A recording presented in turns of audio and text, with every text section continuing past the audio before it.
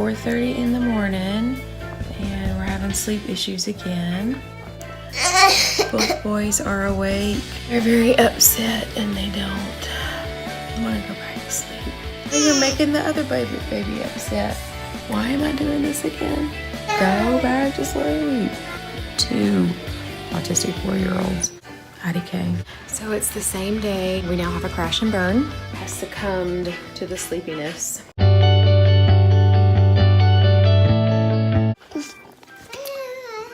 It is 4:30 in the morning and we're having sleep issues again.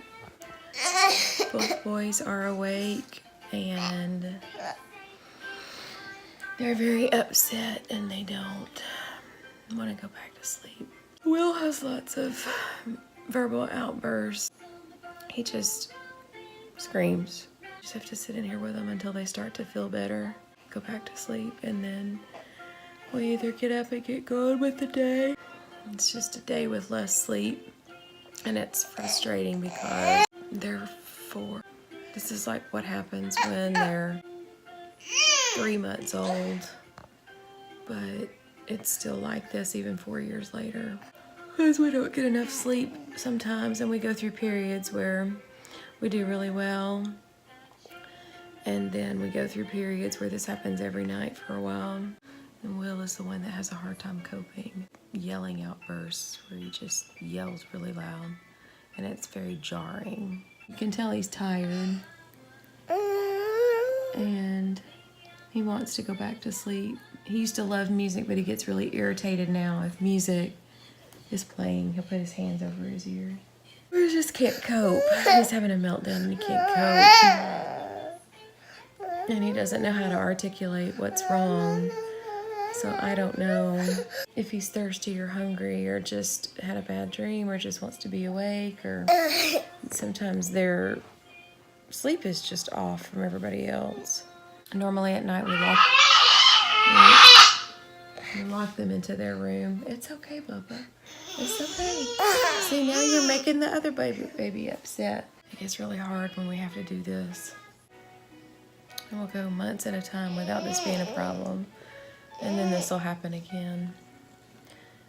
And it's always at a very stressful time when we have to work the next day.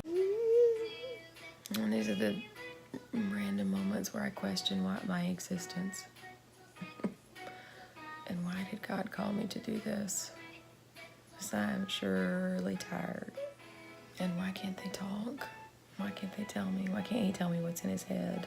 Lots of people with autistic children tell me that this is a really hard time and that it'll get better. But when you're in the middle of it at 4:30 in the morning, you don't really care about that. You just care about the moment, and please go back to sleep. And stop doing that. Come sit with Mama.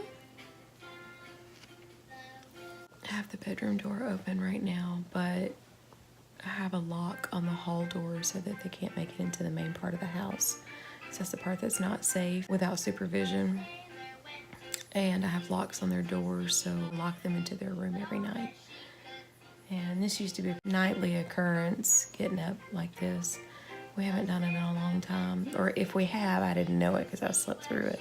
There was the one morning with the vomit, so I know somebody was up vomiting in the middle of the night. But so you kind of trip along, and then something like this happens, and I think we're going to do this every night. And it's every time we go through a change of some kind, so we just started school back. Why am I doing this again? You need to be really careful because this is where you'll start to get really angry. I've taught myself down out of the tree because I'll start screaming at him because I'm so tired. And I'll start yelling at him or something. Stop screaming. Go back to sleep. Be really careful because he doesn't understand. It's like he's 6 months old. He doesn't know. He's not normal, so I can't reason with him even as a 4-year-old. He's not going to get it. It helps to talk to you and tell you about it because then you can see and then I don't feel alone. Let you in and see what it's like. It's pretty awful. So now Alex is getting upset because he doesn't like Will pitching a fit. We had a bedtime routine where we had to turn Chromecast on and do a loop where you can just hit the auto loop on YouTube so that it'll keep playing the same type of videos that you start, just as background noise to get them to go to sleep. And we'd have to leave little snacks in here and sippy cups. And we haven't had to do that for about 3 or 4 months now. But I guess because the transition back to school and the weird lack of sleep, they don't take naps because it's very difficult to lock them in their room during the day to sleep. I have to lock them in at night so that they won't get out. I can't say, okay, it's nap time, lay down and go to sleep. If I lock them in their room, they need to have things to entertain them so that they don't pull the curtains off the walls or just scream. They'll just scream and scream and scream. And you can't, you just can't reason with an autistic 4-year-old, 2 autistic 4-year-olds. So, and they'll just hurt each other. Alex doesn't like Will's outburst, so Alex will try to squeeze Will really tight, but it hurts. I don't think he's trying to hurt him. I think he's trying to get him to stop. Maybe one day I can catch it on video. It's really frustrating. So I think maybe we probably need to bring back the sippy cup and the food in the room and the music. They can soothe without me having to be in the room, and I can sleep through it and get enough rest, and they're okay and they're safe because the room is locked. Sometimes it's very difficult to get them to lay down and go to sleep at night, so we do a sleepy vitamin and melatonin. He gets really angry if I lock them in before they're asleep. So now I put a lock on the hall door, leave the hall open. It kind of tricks them into thinking that they're still up and I'm not making them go to sleep yet. They're already kind of sleepy, so they'll lay down and go to sleep if the bedroom door is open into the hall. And then I'll just lock the hall door. Will knows how to go potty now, but he doesn't understand. He can't take himself to potty, so when you eat and drink, it triggers the go potty response. Unless I tie his clothes onto him, he will take his clothes off and pee and poop in the floor. And so I'll wake up the next morning, find poop smeared all over the dresser and poop on the floor, and they may have rolled around in it, or the blankets will be all wet. Sometimes he'll go in the corner and poop because he doesn't like the mess, which is perfectly natural.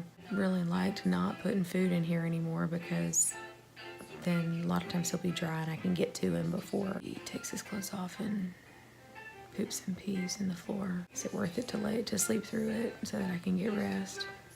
IDK. We'll just have to see. Take it one day at a time. Okay, so we're about 30 minutes later and this one's getting sleepy. This is Alex. He probably will go back to sleep. This one's still fighting. He wants to stay awake. The responsibilities of the day are pressing. I have too much to get done.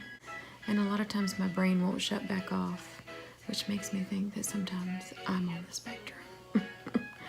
I'll just sit here with them until they get to the point of asleep or almost asleep, where I know I can sneak away and go back to bed for 15 minutes. It's about 10 or 15 minutes later.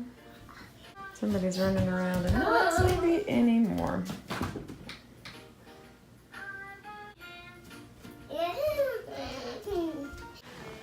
This is the sweet father. It is 5:46. I've been in here since 4:30, and he's offering to come and sit with the cheer-ins so that I can go back to bed. So first, now that I have reinforcement, I'm going to find them something to eat and drink because I think maybe that'll help them go to sleep, and then maybe we can all go back to bed for 15 minutes. It's 9:30 in the morning, on that same morning that we were up at 4:30, and now my babies are getting sleepy again. And this one needs a diaper change, but he took my hand and led me to the table because he was hungry, and then we smelled, so we said, let's get a diaper change. Can you say hey? And he loves kisses. Mwah! And I just love that sweet boy. And I just love him. Yeah. He's my old sweet boy. And I've already cried a little bit this morning, just feeling frustrated. And then God gives me little moments like this where this sweet little boy is just laughing. He says, I like seeing myself in the phone camera. Yeah, so we're going to change his diaper and get him all clean and then maybe go eat some oatmeal. He wants to hold my hand.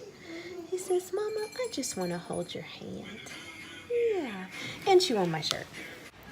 So it's the same day, about 10:30 in the morning, and we now have a crash and burn. Alex has succumbed to the sleepiness. So unfortunately, I'm probably not going to be able to go back to sleep because it's too late in the day and I have a lot to get done. So also, I've been playing on the computer a little bit, and the other boy is in the floor. He's also kind of calming down a little bit, and he is on the iPad. So this is the culprit this morning that started all of the mess. He's very proud to be playing on the iPad. So we'll see if he actually falls back asleep.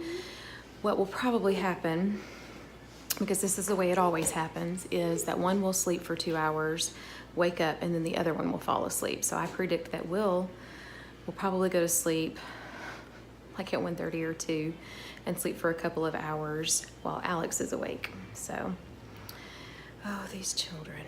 Anyway, so crash and burn.